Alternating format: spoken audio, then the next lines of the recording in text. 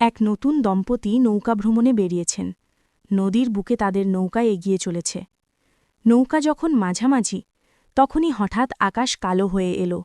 শুরু হল ঝড়ো বাতাস। উত্তাল হয়ে উঠল নদীর জল। বড় বড় ঢেউ আছড়ে পড়ছে নৌকার গায়ে।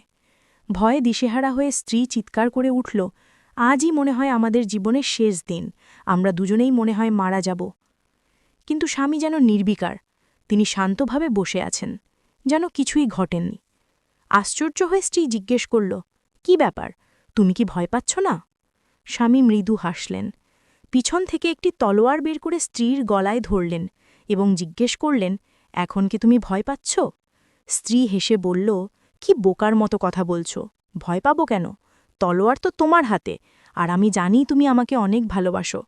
স্বামী তখন স্ত্রীর দিকে তাকিয়ে বললেন, ঠিক একইভাবে আমি জানি এই ঝড় তুফান সবই আল্লাহর হাতে, এবং আমি এটাও জানি যে আমাদের আল্লাহ আমাদের খুব ভালোবাসেন। আমার এই তলোয়ারের নিচে তুমি যেমন নিরাপদ, ঠিক একইভাবে আল্লাহর দেওয়া সব প্রতিকূলতার মাঝেও আমরা তেমনি নিরাপদ।